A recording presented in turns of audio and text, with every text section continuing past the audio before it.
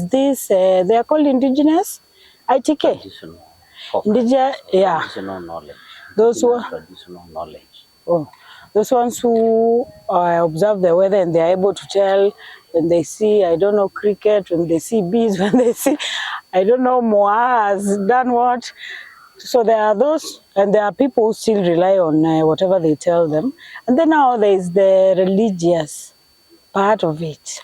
And then now there's you, who use very big terms. You quote the oceans, you quote. So Atmosphere. yeah, a lot of big English words. I don't know how the three of you relate, because maybe the religious ones will say ni Mungu analeta mvua, and then you've done a lot of research, a lot of studying the patterns and all that. So at what point do you now agree? Kuna wale yeah, we knew it because tuliona siafu zinafuatana, the traditional ones. How do you relate, the three of you? Actually, in everything, there is God. Even in scientific forecasting. Because ours is forecasting, but the system we use, the creator, the one who has enabled them to be there, the ocean, the mountains, the valleys, the clouds, the wind, it's God. Sure. So there is nowhere He's the creator. we rule out God's ability in forecasting. So we only use what is available in the creation, whether it's in the water or in the atmosphere. Then we are able to predict. Yeah. And the prediction was there. Even when you go to the Bible times, you remember Noah was told to make an ark. There was going to be what? Floods. Who predicted? God himself predicted there was going to be, and the Noah was the consumer, like our farmers. He heeded to the information, and they began to prepare to build a massive ark or boat. Yeah. We also have farmers. Others refused. They mocked the information. And they continued doing their things. Yeah. And then the rains as came. usual. Yeah. The same now. There are those that will receive, and others will ignore. So we don't disagree with the creation of God. And that's what now we tell the ITKs and the religious community. Our forecasting is not meant to compete or to supplement anything. If anything, we bring our knowledge together and then we help our people. Just like you go to a doctor. He is not the one who created human being, but God created. He uses you. Your body, he will even make you sleep. And if he does wake you up, you just die. Has he become God? No. But you have no fear. It is just using that knowledge. So people, it's a high time, they also removed their fear from weather forecasting. Because these are not people who just sleep and dream or sleep and have vision. If it is training, the government has invested a lot in us. It has invested, like me, I had to do a diploma, I've done a degree, and I've never used Kenya. For exams? I've never. I've done masters and I passed. What course is this? And I've now into almost finishing my PhD. Oh wow! So when I'm doctorate in the making in climate change science.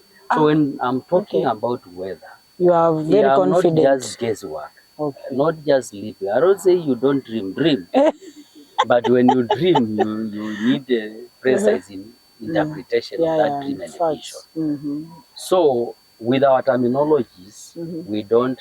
There are areas we apply them, but we try to explain. Like I've explained what NJO is. I've explained what IGCZ is, what IOD is, what ENSO is, what SOI is, what tropical cyclone is. You know. So, and with that, we try to explain and use a language that is a common language. Then in our forecasting, we bring on board the indigenous traditional forecasting. Because we cannot rule out, the history has shown that people are able to do observation of the seasons, and we actually able to predict. And I think it's quoted somewhere in the Bible that people have that knowledge to even predict the season, to say the winds are moving on this side, they are going this side. And that's why even the people who sailed from India, they were coming to Africa. They were using the winds. They were using those indigenous way of forecasting. When the winds are moving, the monsoon winds, the trade winds are moving from East Africa to become the southeasterlies or northeasterlies. They know this is the time to go to India. When they change, they know this time to come to Africa. And they were coming very well. At that time, you know, there are no, maybe the tropical cyclones are not there in the ocean. So we included them, and they come with the knowledge about also the nature of things, like the insects, the small mammals, the trees, the big mammals, the trees, the environment, the clouds, the stars, the moon. They will tell you when you see the... So do you agree at one point? We listen to them. Actually, we give them first priority.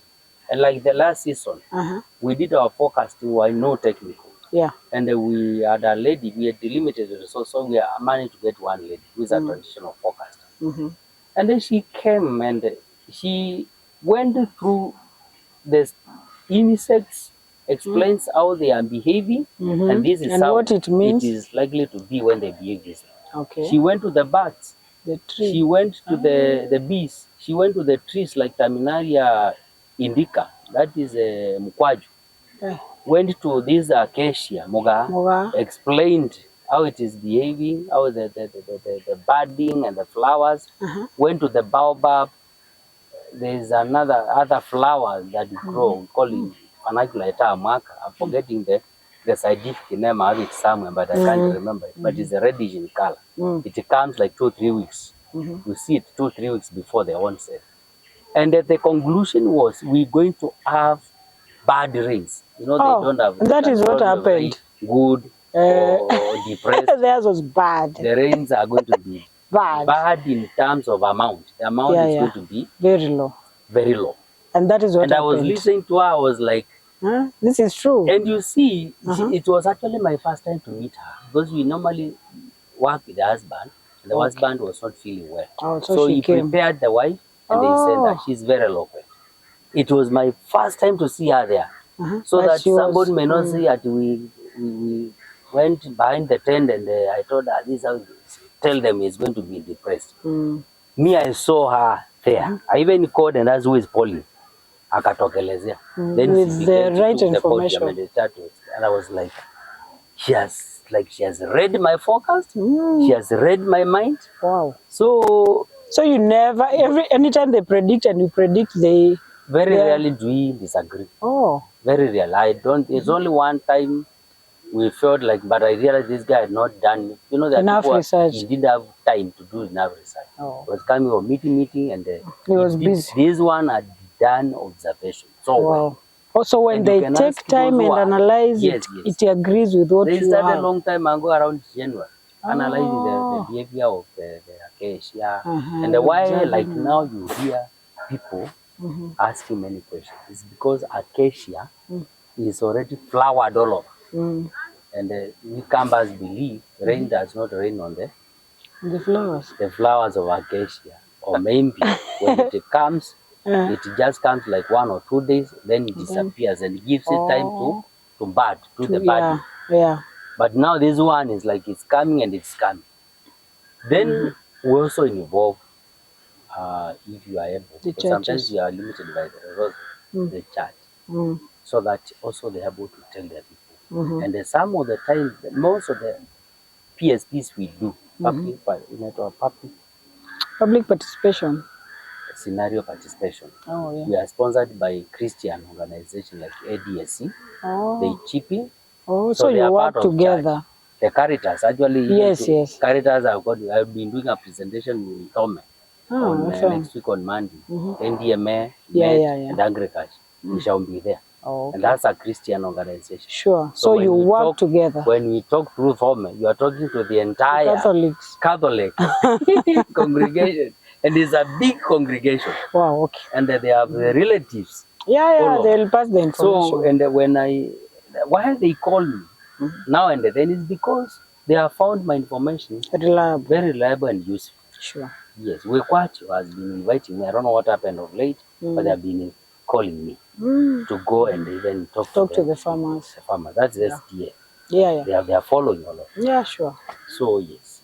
Wow. So, Bwana Mbidi, I think we've had an interesting conversation, especially now that we have the rains and farmers are kind of confused. Also with the climate change, they don't know whether to do farming or wait. Are the rains sufficient? But I can tell you we've had a candid one. I am sure now you have closure of whether to do your mahindi and maragwe or ndengu or millet and sorghum. We also have melon farmers, very serious ones. Melon is okay. Okay, so melon is also okay. Also, don't forget to do the grass for the livestock. Sure. See as water harvesting. Because this is when it changes in mid-May. It is followed by around 5 months of dry, call it dry spell or dry season. Yeah. Through so June, they July, do some August, pasture. September, October there. So you need to have harvest.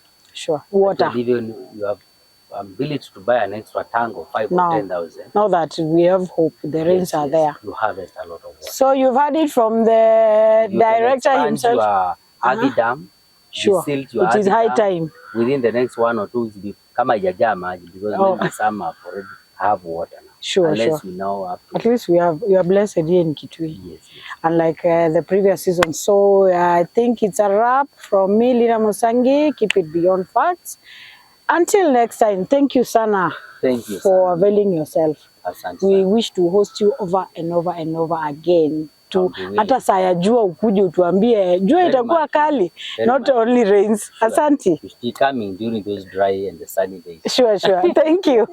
We advise the farmers take a lot of water. Sure, when you are Kama uko na ile Godfather, you are going for a function for Godfather. Sure, it is because we had very chaotic. If you have to be in the sun, you can have Godfather.